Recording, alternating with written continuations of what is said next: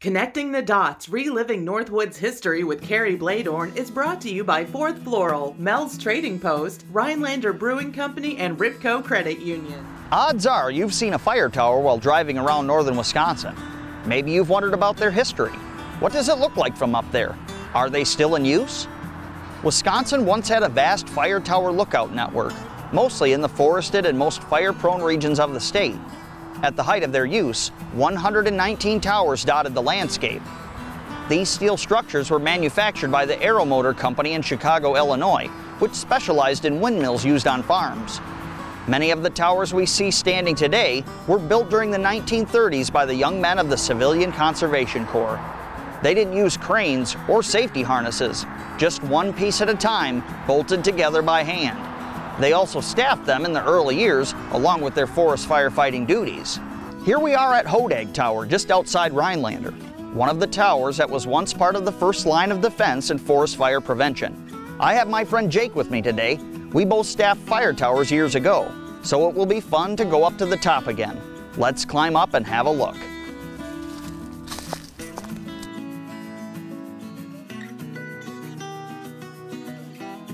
Some towers were built with stairs, but most had a ladder like this one.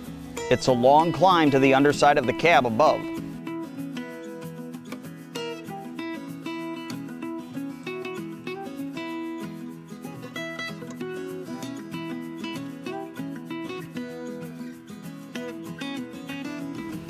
Finally, up a small ladder and through a hatch, and we've reached the top.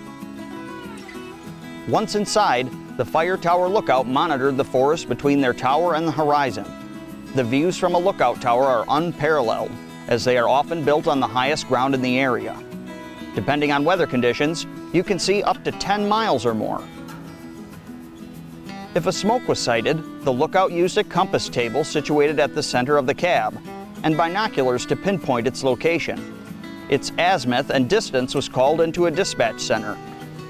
Other towers in the network would identify and report the same smoke, allowing the dispatch center to triangulate the location of a potential fire using a big map on the wall. With such large expanses of forest to monitor, forestry personnel could be quickly sent to inspect and fight the fire if necessary. Manned from May to September for many decades, their staffing was reduced to the peak forest fire season, between snowmelt and green-up in the spring. Wisconsin's fire lookout towers served their purpose for over 75 years. In 2015, the 72 aging towers still in use were decommissioned. Today, the Wisconsin DNR monitors its forests for fires from above by airplane, relegating its towers to the history books.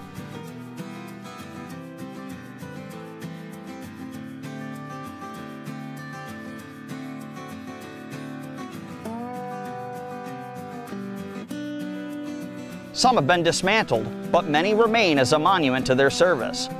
A few are open to the public, including one near Mountain, Wisconsin. It's open daily until October 31st, so go check it out. The views are worth the climb. I'm Carrie Bladorn, and this is Connecting the Dots, Reliving Northwood's History on Newswatch 12. Connecting the Dots, Reliving Northwood's History with Carrie Bladorn is brought to you by Fourth Floral, Mel's Trading Post, Rhinelander Brewing Company, and Ripco Credit Union. Thank you for watching Connecting the Dots on WJFW. If you have any Northwoods history you'd like to see covered on this program, feel free to send me a message on my Facebook page, Carrie Bladorn, Northwoods Historian, or email me at northwoodshistorian@gmail.com.